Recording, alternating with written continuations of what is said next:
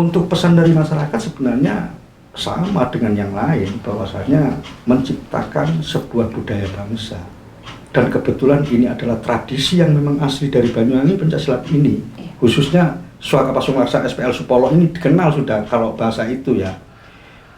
Itu betul-betul kita hormati dan kita kembangkan sedemikian rupa, jangan sampai putus akarnya.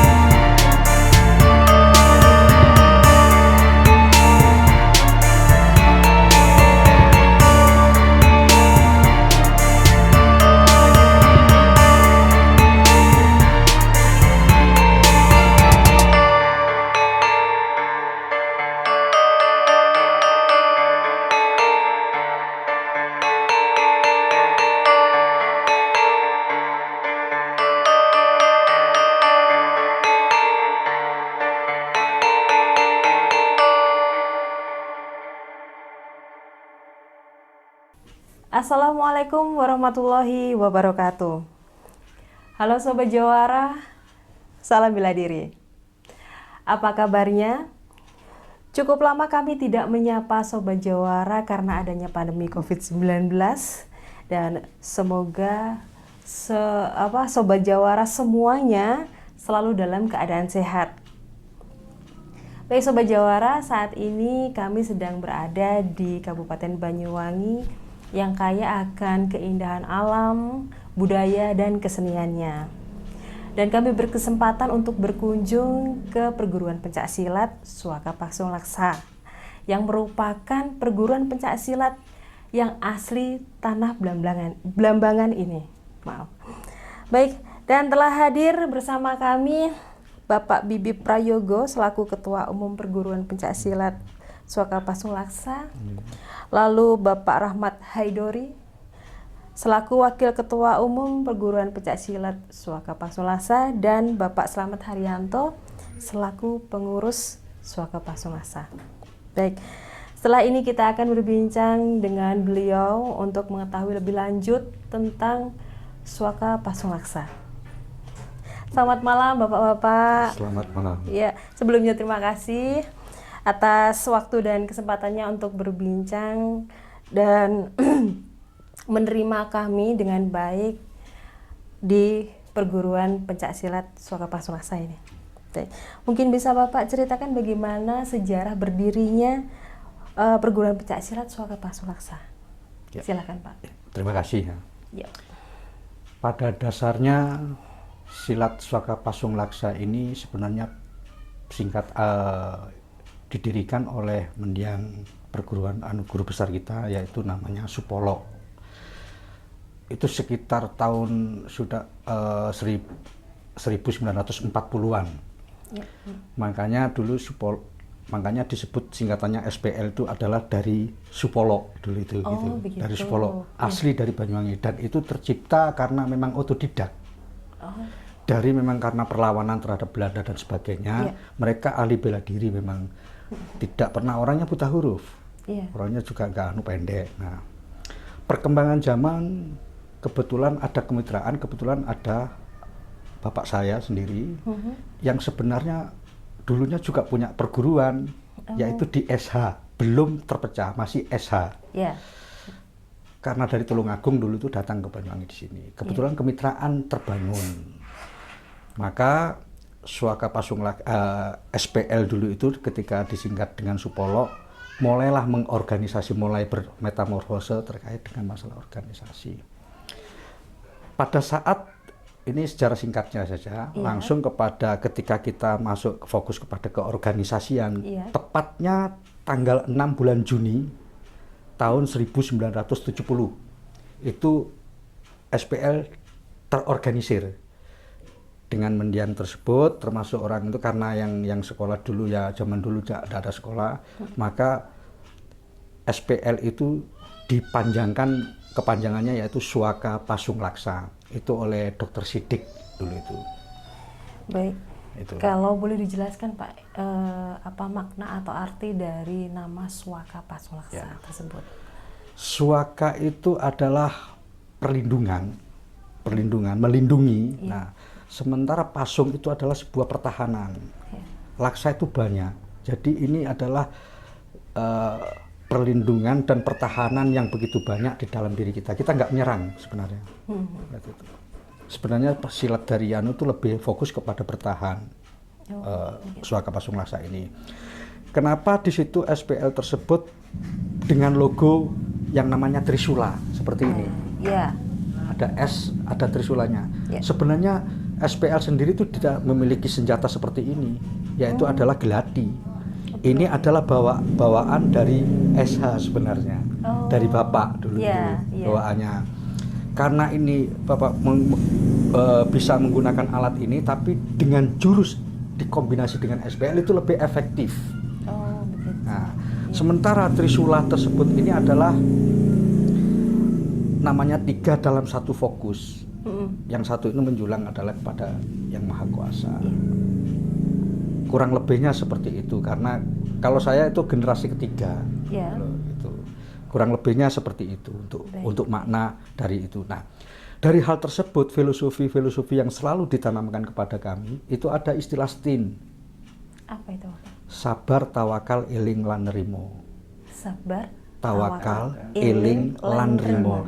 Dari itu pondasi kita sebenarnya. Membangun kesabaran, ketawakalan, dan ingat kepada Yang Maha Kuasa, dan itu dalam bentuk keikhlasan dan nrimo. Ini belum anak-anak didik itu belum masuk kepada arah sana, masih kepada teknis saja. Baik. Kalau boleh diketahui Pak, di perguruan pencaksilat Suaka Pasung Laksa ini ada berapa tingkatan yang harus dilalui setiap anggotanya?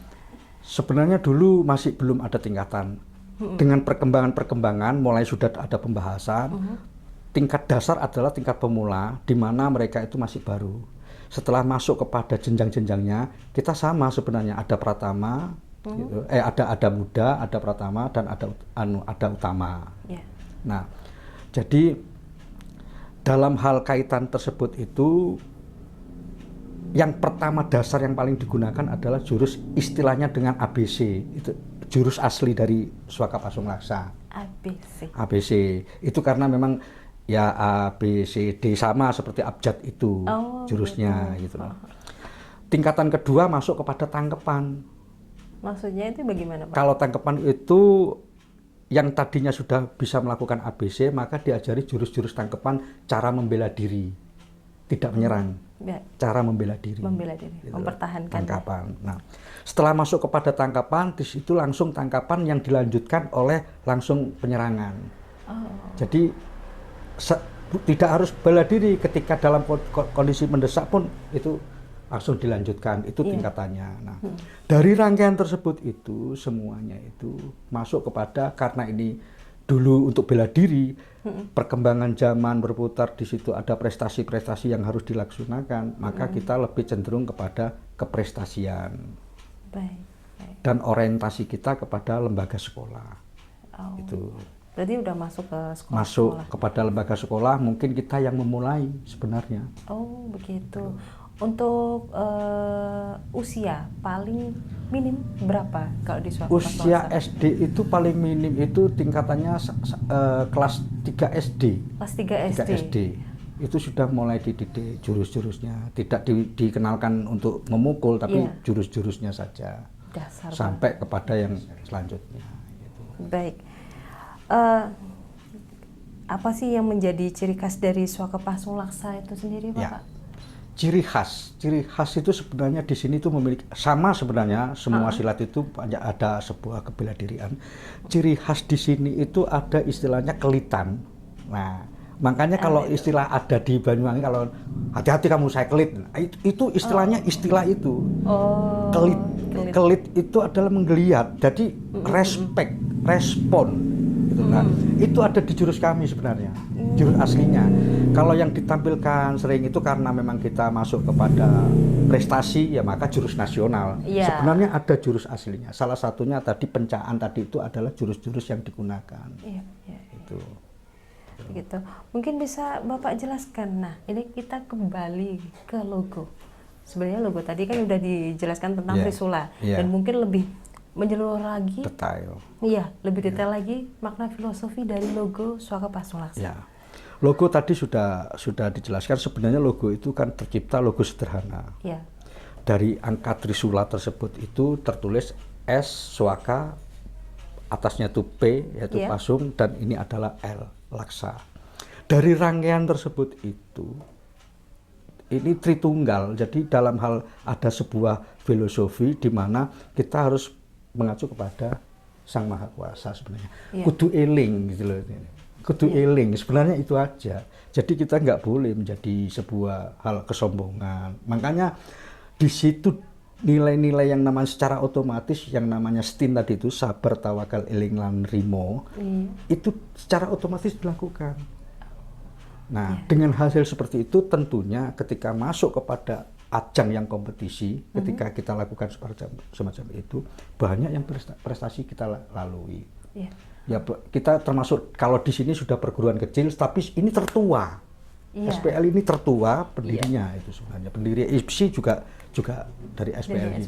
Sendiri. Baik, sejauh ini Pak, dari tahun 1943 tadi Pak ya. Sampai sekarang, bagaimana perkembangan dari perguruan pencaksilat Swaka Pasunglaksa di Indonesia? Ya, perkembangannya sebenarnya ya, kalau ngomongkan dari awal itu sempat mati suri, karena memang dulu itu kan banyak kejadian politik dan sebagainya sempat berhenti. Pada saat tahun kalau 90 saya habis dari perantau lah datang kemari, itu dalam kondisi vakum. Sehingga tepatnya ketika kita tahun 99 pada saat itu zamannya Bupati Samsul Hadi dulu yang pertama pecah reformasi kan muncul pemilihan itu kita mulai melakukan jenggiratangi SPL. Sebenarnya awalnya dari situ ada istilah jenggiratangi itu. Cuma terus akhirnya kan mengembangkan jenggiratangi SPL kita lakukan di Pendopo. Dari itulah mencoba kita menghidupkan kembali budaya bangsa ini. Dan ya namanya perkembangan organisasi dan berjalan terus, berganti musim, dan akhirnya ini saya menjadi ketua umumnya. Baik. Jadi dari tahun berapa Bapak jadi ketua umum? 4 tahun yang lalu. 4 tahun yang lalu. Belum ada pergantian lagi ya Bapak ya? Belum. Baik, kalau boleh disampaikan prestasi apa saja yang sudah diraih oleh pencaksilat Swaka Pasunglaksa? Monggo dari Bapak. Kalau untuk daerah mungkin IPSI juga sudah tahu ya, tahu. Setiap terkait ada kompetisi kita pasti mendulang prestasi. Khususnya adalah juara umum. Kemarin ada juara umum dari Bali, Jawa Bali, kita juara umumnya. Jawa Bali itu kita juara umumnya. Ya. Terus apalagi tingkat pelajar, ya tingkat pelajar itu terus. Nah, untuk masuk kepada nasional kita juga sering O2SN karena kita orientasinya kepada pelajar. Iya. Orientasinya Iya. kepada pelajar, masuk kepada O2ASN. Bahkan kita sampai ke Nasional. tingkat nasional. Ada yang mewakili. Ada yang mewakili. Jawa Timur. Oh, Gitu. seperti itu. Baik, ini kan sudah merambah ke SD dan lain sebagainya ya, di pelajar. Pastinya nanti suatu saat ketika ini berlanjut, ada masyarakat yang ingin bergabung kayak gitu. Mungkin bisa Bapak sampaikan apa saja syaratnya Ya. untuk bergabung di perguruan pencaksilat Pasulaksa ini, dan sebenarnya ada di mana sih padepokannya kayak gitu, Ya. alamatnya seperti Siap. itu. Sebenarnya pada hakikatnya organisasi ini yang kita tanamkan adalah peran partisipatif ya. Iya. Dan siapa yang minat juga mau siapa saja, kita nggak pernah menolak siapapun dan kita akan lakukan secara keikhlasan. Iya. Dan tidak ada tarif ataupun apa-apa, hanya peran partisipatif. Iya. Bayangkan dengan hal partisipatif yang saya jalankan dalam bentuk organisasi ini bisa tercipta seperti itu. Ternyata itu lebih efektif daripada kita melakukan hal seperti halnya sekolah, tarik dan sebagainya. Karena kita memaklumi silat ini kan untuk masyarakat ya, beda kayaknya dengan bela diri lainnya itu loh. Dengan adanya kemasyarakatan ini lebih cenderung itu ya kekeluargaan yang terbangun. Iya. Kekeluargaan. Jadi peran partisipatif aktif dalam hal ini orang tuanya ikut serta. Jadi tidak heran ketika kita kemarin di Unhan ikut. Iya. Yang lainnya juga gugur semua. Kita ke Bali juga ikut, dan Dimkap kita juara umum, Bojonegoro kita selalu aktif dalam hal itu. Nah, Virtual. dengan terkait hal itu, peran partisipatif masyarakatnya, orang tua itu ikut andil. Iya. Ikut andil. Nah, dan saya menanamkan, jangan lupa akan datang itu digitalisasi akan lebih mendominasi. Iya. Dengan itu tentunya kita memberikan sebuah ya minimal gambaran singkat atau metode tentang digitalisasi. Iya. Dan itulah yang kita bisa sampai orbit, sampai kemana-mana itu. Jadi katanya lebih erat ya Bapak ya, Iya. antara pengurus, Iya. terus anggota, Iya, bahkan sampai orang tua. betul. Ya. Bahkan saya ketua sendiri pun komunikasi siapa yang sempat, siapa yang kooperatif. Itu nggak ada Nggak ada jeda. jadi nggak ada gap, nggak ada ini paling nggak ada.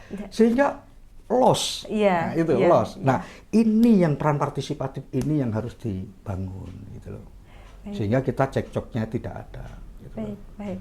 Wow. Dari Ya. kas dana itu sampai nol, kadang min, tapi Ya, kita tetap partisipatif. Iya. Dengan cara kita lah gitu loh, dengan cara kita. entah caranya untuk wali murid yang sekiranya mampu untuk membantu yang nggak mampu, jadi Oh, komunikasinya begitu. itu Ya. keluarganya itu ada. Baik. Terus pandemi COVID-19 selama 2 tahun terakhir ini latihan di Swako Pasulaksa ini seperti apa Bapak? Ya, memang gini. Ketika kita kevakuman terjadi karena adanya pandemi, kita ya harus menghargai dan menghormati. Iya. Dan masing-masing itu latihannya satu dengan lainnya itu lewat kayak Zoom gitu. Jadi kayak anak saya di sana Zoom. Ayo, mereka melatih tunggal di sini dengan lihat di Zoom. Nah, jadi metode-metode itu yang kita lakukan. Jadi mengikuti Iya, perkembangan ya perkembangan. Bapak? Karena bagaimanapun bentuknya, yang namanya silat itu tidak bisa instan. Iya Pak. Dan harus terus-menerus. Continue dan kesabaran yang harus kita latih. Nah, alhamdulillah murid-murid tersebut itu dengan digitalisasi melek. Nah, Iya. dengan hal itu kita lakukan. Ya kalau ya harapan kita memang ada kompetisi karena Iya. memang kondisi yang nggak memungkinkan. Baik. Dan mungkin ada pesan dari bapak-bapak pada generasi muda Indonesia, khususnya di Kabupaten Banyuwangi, tentang apa manfaat dari berlatih bela diri dalam hal ini, khususnya bela diri pencaksilat. Oke. Monggo. Jadi sebenarnya filosofi atau kegunaan bela diri ini yang pertama itu membentuk jati diri. Kepercayaan, keyakinan, PD istilahnya, percaya diri sangat penuh. Untuk kepentingan dalam masyarakat itu kita melakukan sosialisasi dengan pencaksilat tersebut. Apa ya dengan gerakan-gerakan itu kan tadi ada kesabaran, Ya. ketelatenan, Ya. dan tidak ada saling mengungguli loh kita itu sebenarnya. Dan satu dengan lainnya tuh kayaknya meskipun itu yang baru, yang tengah, itu nggak ada stuck, saling mengisi. Nah, untuk pesan dari masyarakat sebenarnya sama dengan yang lain, bahwasanya menciptakan sebuah budaya bangsa. Dan kebetulan ini adalah tradisi yang memang asli dari Banyuwangi, pencaksilat ini. Iya. Khususnya Swaka Pasung Laksa SPL Supolo ini dikenal sudah kalau bahasa itu ya. Itu betul-betul kita hormati dan kita kembangkan sedemikian rupa. Jangan sampai putus akarnya. Itu mungkin kesan-kesan yang saya minta kepada anak muda, bahwasanya tidak perlu gengsi. Silat bukan silat ini sangat lumayan, istilahnya itu yang modern, kita bisa modernisasi bisa gitu loh. Buktinya mereka digitalisasinya mampu kok. Artinya kita ikut perkembangan loh itu. Iya. Itu untuk Jawa muda ya harus ikut lah gitu loh. Baik. Dari Bapak, monggo. Khususnya untuk warga Banyuwangi, untuk SPL ini bisa nanti untuk yang belum bisa bergabung, yang tempat latihannya itu di RTH Singotrunan Banyuwangi. Jadi kita juga tidak memisah-misah untuk umum, monggo untuk masyarakat Banyuwangi yang belum mengenal SPL di Banyuwangi, jadi yang istilahnya itu untuk anak didik mulai dari SD. Baik. Dari Bapak, silakan Bapak. Saya pribadi untuk SPL ini, untuk pesan saya ke pemuda-pemuda khususnya Banyuwangi, kita hidupkan pencaksilat ini, apalagi SPL ini pencaksilat asli Banyuwangi, khususnya anak-anak muda. Ayolah makin semangat dan cari prestasi di bidang seni pencaksilat. Baik. Mungkin saya tambahin Mbak sedikit. Iya, monggo Bapak. Kita juga membutuhkan peran serta pemerintah loh Mbak. Iya. Jadi begini, peran serta pemerintah selama ini kan lewatnya kan kalau olahraga lewat KONI masuk kepada FC, Iya. ya kan. Mereka hanya memikirkan sana. Padahal di sini ada kebudayaan. Akan tetapi ketika kita mencoba mau menggabungkan diri, kita harus lewat FC lagi. Kan ada hal-hal yang memang berbau tradisionalnya. Nah, harapan kami ya itu untuk pemerintah itu lebih proaktif dalam hal memperhatikan hal-hal ini. Ini termasuk budaya dan termasuk tradisi, gitu loh. Ini harapan. Selama ini kita nggak melihat itu, belum terkait dengan silat loh. Saya nggak bicara kebudayaan yang lain terkait silat ini. Makanya harapan kami itulah ada perhatian yang minimal berapa persen lah untuk kepentingan tradisional itu. Baik. Ada satu yang saya lupa tadi. Untuk tempat latihan dari Swaka Pasung Laksa sendiri, itu ada di mana saja kalau di Banyuwangi? Jadi begini Mbak, kami itu sebenarnya dulu itu punya banyak murid, ada di Cina itu ada sebenarnya ya, ada namanya Pak Chung itu, dan kebetulan murid dari Bapak sendiri itu juga ada di Madura, kebetulan saudara-saudaranya Pak To ini di Sampang sana, ada itu SPL. Di daerah Sumeneb. Kalau di Banyuwangi ini banyak, di Villa, di Skowiti, sebenarnya banyak. Kalau untuk merekrut ada di Gelaga juga ada cabang-cabangnya lah. Tapi fokusnya kita itu orientasinya kalau umpamanya kita panggil ya di RTH sini gitu loh, tempatnya. Karena berdirinya di Temenggungan itu di belakang pendopo itu kecil, gak ada tempat latihan. Kita ini lahir itu di belakangnya pendopo. Lahirnya ini gitu. Lahirnya dekat Sumur Tanjung itu lahir. Jadi lahirnya SPL di situ gitu. Baik. Yang wilayah Madura Pak, yang perlu diketahui ya di daerah Sumeneb, daerah namanya daerah Tambatang itu ada. SPL di sana juga ada di daerah Tambatang, dan di daerah namanya itu Pulau Poteran. Itu Kecamatan Talangong. Pulau Poteran di sana pulau itu di tengah-tengah dikelilingi laut. Di sana ada perguruan kami juga, cabang kami di sana Kecamatan Talangong, di sana ada SPL juga. Wow. Sudah sudah merambah kemana-mana. Iya.